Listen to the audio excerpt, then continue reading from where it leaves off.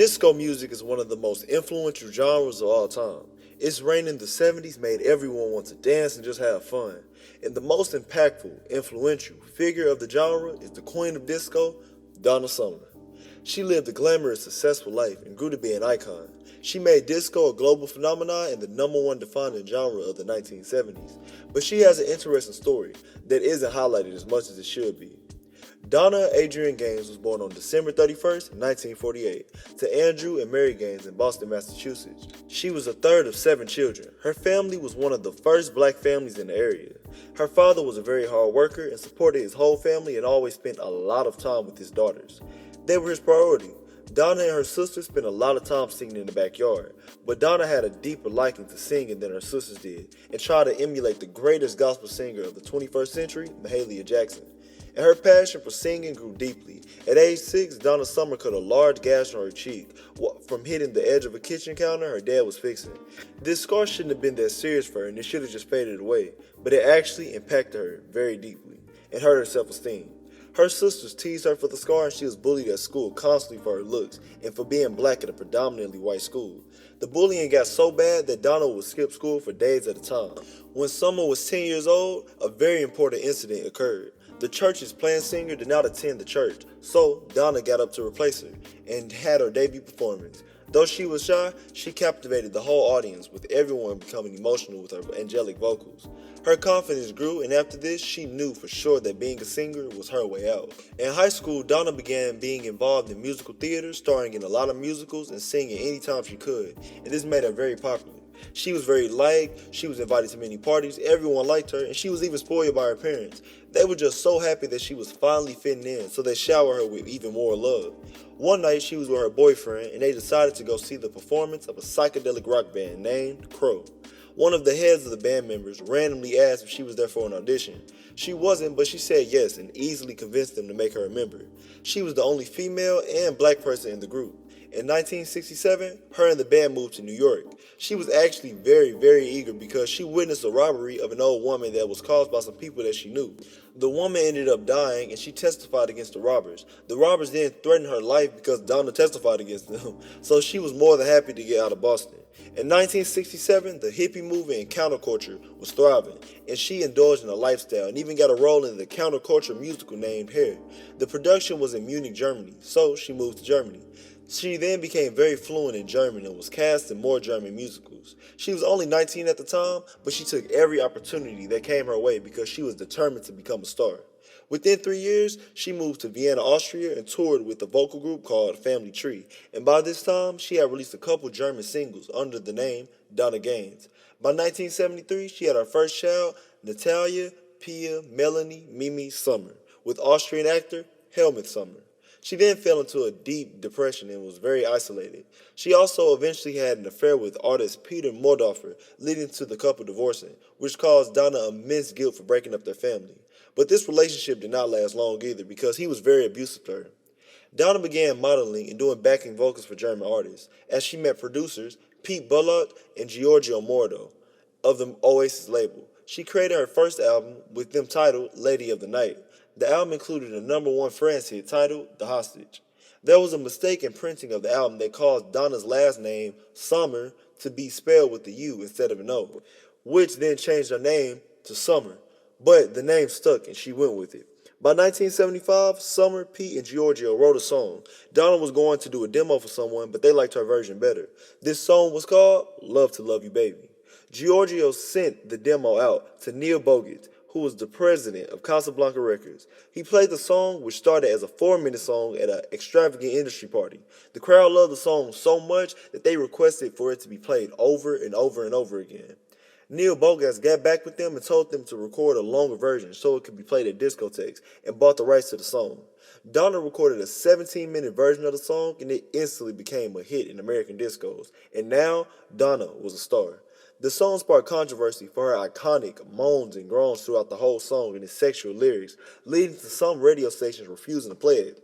This song made Donna Summer a superstar and sex symbol, leading to people naming her the sex goddess, as her sweet, angelic, erotic voice flowed smoothly over the subtle beat, as she emulated sexual fantasies. The song made people go crazy. because no one had ever heard something so sexually charged on the record, and Donna had the perfect image for the song. Her warm brown skin, full lips, long toned legs, elegantly flowing arms, and sex appeal made the song sell off the shelves like hotcakes, with the song peaking at number 2 on the Hot 100 chart, and with the album and song selling a million copies each. Donna then released her album, I Remember Yesterday, which included the influential hit single, I Feel Love. When the song was created, Donna and producers wanted to evoke a different musical decade on each song on the album. For I Feel Love, the team aimed to create a futuristic, outer space alien mood, employing the Moog 3-piece synthesizer. This song became legendary and is said to have birthed the electronic dance genre, while influencing artists like David Bowie, Kylie Minogue, and Blondie, even being sampled in Beyonce's song Summer Renaissance from her 2022 album Renaissance.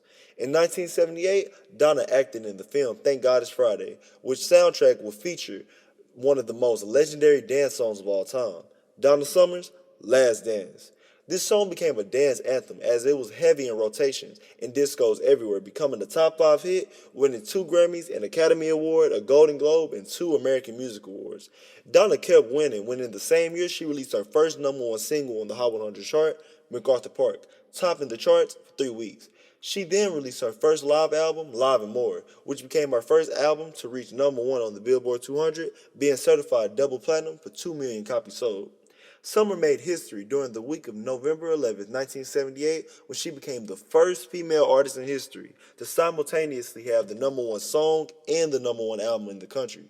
A year later, in 1979, Donna had already been crowned the Queen of Disco, basically created a whole new genre, electronic dance music, went number 1, made history, had many million selling singles. She even topped her success by releasing the most critically and commercially successful album of her career, Bad Girls, which is a disco album, but seeing Donna start to incorporate other genres in her music like rock, punk, and heavy metal in the album.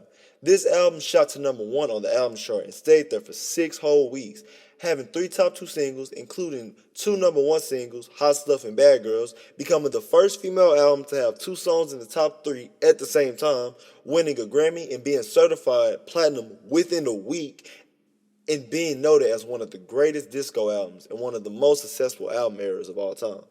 1979 really was the year of Donna Summer because she didn't just stop with the huge Bad Girls album. Her first greatest hits album on the radio became another number 1 hit album, being nominated for a Grammy, certified double platinum for 2 million copies sold, including a million selling single, top 5 song, and Donna's duet with Barbra Streisand, which went number 1 on the Hot 100 chart and made history for Donna again, as she became the first artist to have 3 double albums reach number 1 on the Billboard 200 consecutively. By 1980, Donna had built a legacy and had so much success in the music industry as the Queen of Disco, but she became very unhappy with her label. She believed they exploited her as they pushed her into portraying a sexual image that she was not comfortable with, which drove her to depression and self-harm by trying to take her own life. She left the label in 1980, signed with Geffen Records, and had another top 5 hit. But by the 80s, disco had really died, and there actually was a disco demolition with people destroying it, setting fire to all disco records, which is weird when you think about it. Why did Jay just want to destroy all the records? But throughout the 80s, her staying power and demand had dwindled tremendously as younger female artists like Madonna and Whitney Houston became superstars. She had multiple hits in the 80s, won a Grammy, and had a huge hit. She works hard for the money, but it was never like the 70s again. And that's okay, times change. For the rest of her life, Donna wasn't much in the public eye. She lived peacefully with her husband and sadly passed away too soon at the age of 64 in 2012 to lung cancer. But that does not take away the fact that Donna Summer is an undisputed legend. She was so talented and had such a dominant reign, being the queen of a whole genre, and not just some little subgenre. Disco was a huge pop culture phenomenon and it defined the 70s decade. And for her not to be brought up as much as she should is just so weird. You always hear about icons like Aretha Franklin, Diana Ross, Whitney Houston, Cher, Madonna, and Janet Jackson when you discuss the greatest female artists of the 20th century and of all time. But not much of Donna is brought up, and it's so weird. But if no one else gives her flowers, I will. Donna Summer's iconic talent and legacy, impact, and influence still stands to this day, as she has influenced icons like David Bowie, Madonna, and Beyonce. She sold over 100 million records worldwide, had over a dozen top 10 hits, influenced the whole generation, and is the undisputed queen of disco. No one can ever take that away from her. She is talented, sexy, and iconic. She is Donna Summer.